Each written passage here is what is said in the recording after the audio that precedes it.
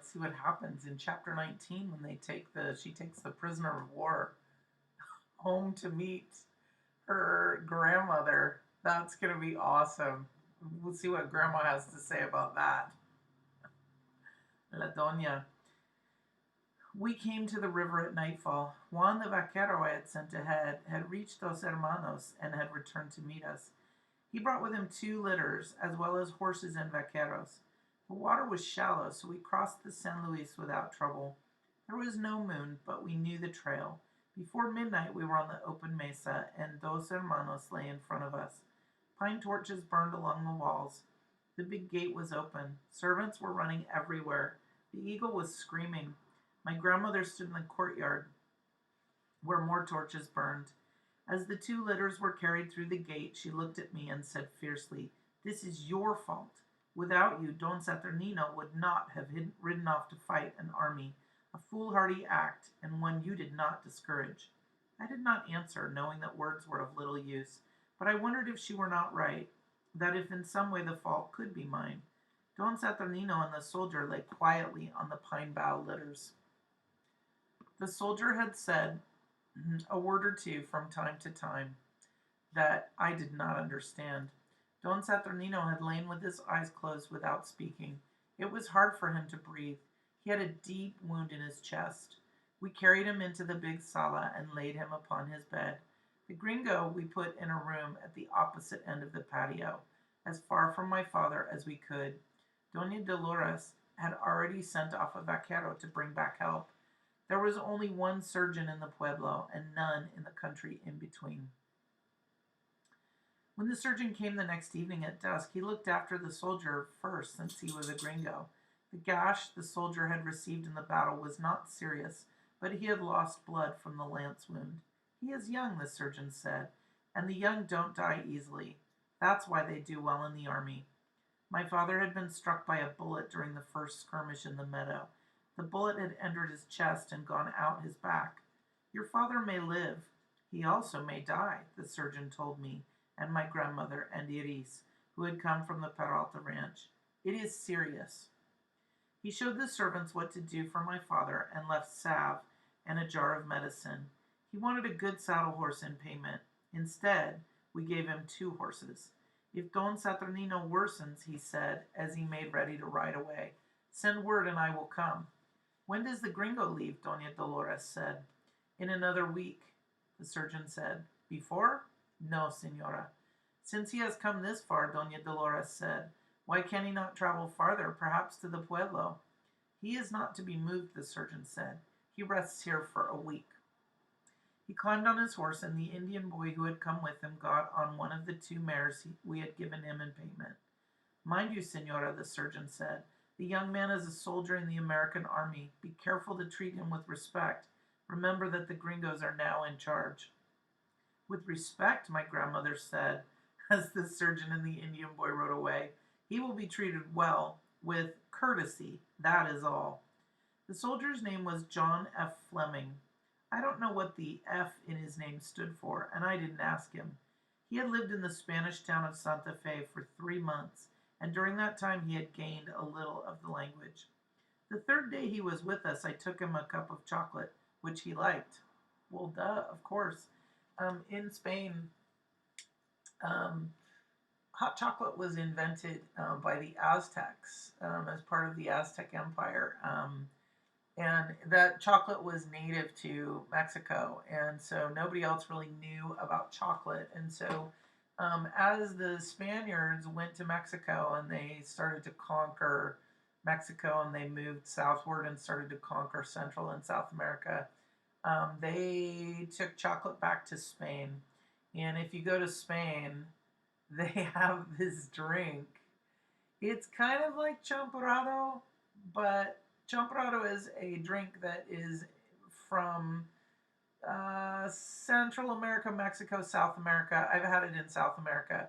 Champorado is a chocolate, and then it's mixed up with cornmeal, with masa, and it's made into like hot chocolate, but it has like thick cornmeal in it.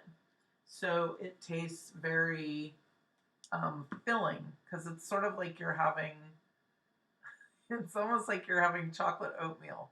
right? It's very, very filling. But in Spain, the way they drink hot chocolate is just insane. It's so delicious.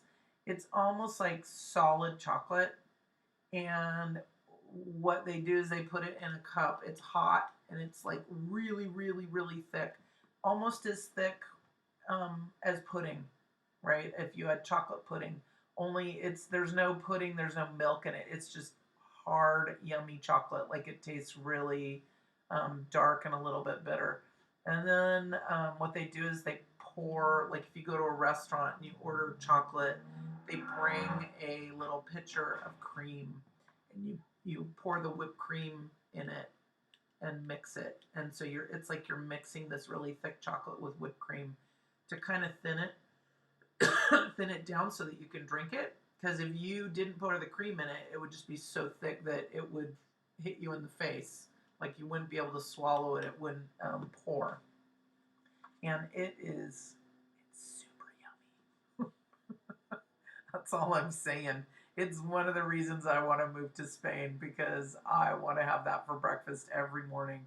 So that was a Mexican tradition that was taken to Spain, and Spain sort of made it into their own thing, and that's why they're drinking chocolate every morning instead of coffee, because that was the drink that was the drink of Spain for breakfast. Let's see. The third day he was with us, I took him a cup of chocolate, which he liked. I stood in the doorway before saying good night. A candle was burning by his bed. He had a thin face, and the candlelight made it seem thinner than when I saw him first with the rifle in his hand, coming toward me out of the meadow. I could have killed you, he said. You tried, I said. You came close. I fired to scare you, and only when I saw you were not a man. I was a little surprised when my rifle went off. It was one of the few rifles in the company that didn't rust in the rain, but I always took good care of my rifles. My father taught me to. How was I to know that you were shooting just to scare me? You should know that I meant no harm.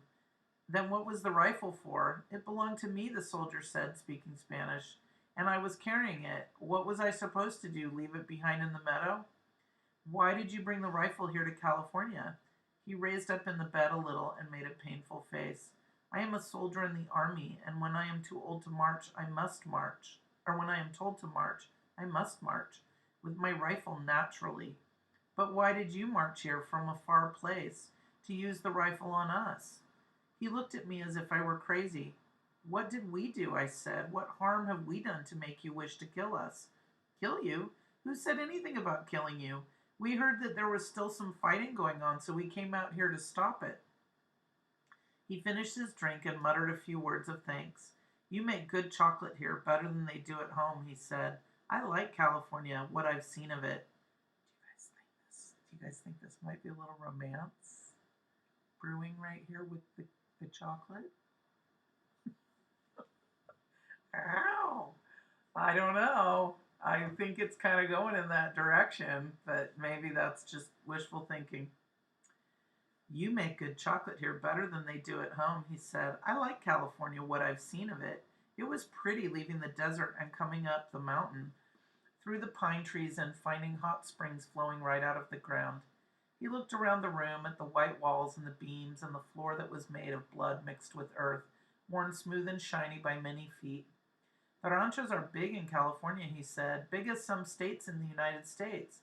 Some have 60,000 acres, I hear. How many do you own here at this rancho? Many, I said. What is the name of your rancho?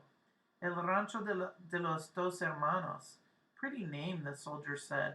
How many sisters do you have, señorita? I have 3. They are 10, 12, 13. Only one? Is she married? Yes. Do you have brothers? One, but he is dead. The soldier poured himself a spoonful of the medicine that the surgeon had left. I never thought to be among such pretty señoritas, he said. You are not among them, I said. I closed the door behind me. That was a solid burn. You are not among them. I closed I closed the door behind me and went along the portal to my room. The night was calm, but the big eagle was restless on his perch. Maybe that's because the eagle senses there's going to be some sort of love interest. I'm just kidding around. I have no idea what's going to happen. I've never read this before. Okay, that's the end of chapter 19.